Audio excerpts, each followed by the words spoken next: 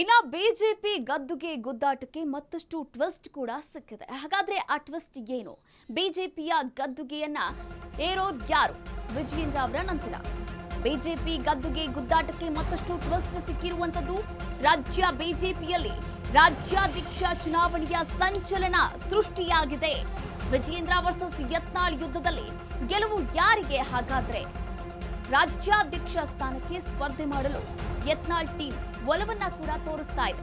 ಆದ್ರೆ ಯತ್ನಾಳ್ ರಮೇಶ್ ಜಾರಕಿಹೊಳಿ ಟೀಮ್ನಿಂದ ಪ್ಲಾನ್ ಅನ್ನ ಕೂಡ ಮಾಡಲಾಗ್ತಾ ಇದೆ. ಅದು ವಿಜಯೇಂದ್ರ ಅವರನ್ನ ಬಿಜೆಪಿಯ ಗದ್ದುಗೆಯಿಂದ ಕೆಳಗೆ ಇಳಿಸಲೇಬೇಕು ಎನ್ನುವ ಪಥವನ್ನ ಕೂಡ ತೊಟ್ಟಿರುವಂತದ್ದು, ಹಠವನ್ನ ಕೂಡ ಸಾಧಿಸ್ತಾ ಇರುವಂತದ್ದು. ಹಾಗಾದ್ರೆ ರಾಜ್ಯ ಬಿಜೆಪಿಯಲ್ಲಿ ಏನಾಗ್ತಾ ಇದೆ? ರಾಜ್ಯ ಬಿಜೆಪಿಯಲ್ಲಿ ಸಂಚಲನ ಶುರುವಾಗಿರುವಂತದ್ದು. ಇನ್ನ ಬಿಜೆಪಿಯ ಗದ್ದುಗೆ ಗುದ್ದಾಟಕ್ಕೆ ಮತ್ತಷ್ಟು ಟ್ವಿಸ್ಟ್ ಕೂಡ ಸಿಕ್ಕಿದೆ. ಇನ್ನ ವಿಜಯೇಂದ್ರ ಅವರು ಎರಡನೇ ಅವಧಿಗೆ ರಾಜ್ಯಾಧ್ಯಕ್ಷರಾಗಿ ಮುಂದುವರಿತಾರ, ಆ ಒಂದು ಭರವಸೆ ವಿಶ್ವಾಸವನ್ನ ಅವರು ವ್ಯಕ್ತಪಡಿಸ್ತಾ ಇದ್ದಾರೆ. ಯಾಕಂದ್ರೆ ವರಿಷ್ಠರು ನಮ್ಮ ಕಡೆ ಇದ್ದಾರೆ ಎನ್ನುವ ಒಂದು ಮಾತುಗಳನ್ನ ಕೂಡ ಈಗಾಗಲೇ ಆಡ್ತಾ ಇರುವಂತದ್ದು.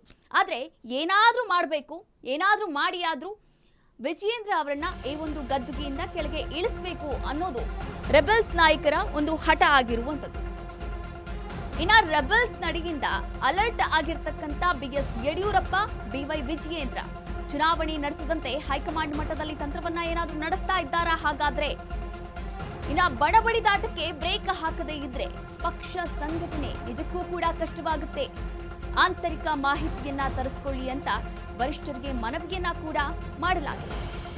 ಒಂದು ವರ್ಷದ ನನ್ನ ಸಾಧನೆಯನ್ನ ಅವಲೋಕಿಸಿ ಅಂತ ಬಿವೈ ವಿಜಯೇಂದ್ರ ವರಿಷ್ಠರಿಗೆ ಹೇಳಿದ್ದಾರೆ.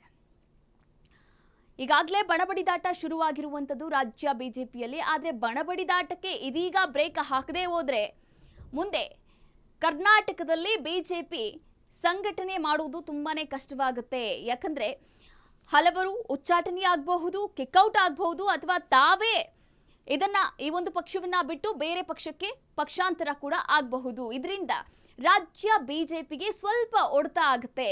ಏನೇ ಹೊಡೆತ ಆದ್ರೂ ಕೂಡ ಅದು ಯಡಿಯೂರಪ್ಪ ಹಾಗೆ ವಿಜಯೇಂದ್ರ ಅವರ ಮೇಲೆ ಇರುವಂತದ್ದು. ಹೀಗಾಗಿ ಬಣಬಡಿದಾಟಕ್ಕೆ ಬ್ರೇಕ್ ಹಾಕ್ತಾರಾ ಇಲ್ವಾ ಅನ್ನೋದು ಕಾದ್ ನೋಡ್ಬೇಕಾಗಿದೆ.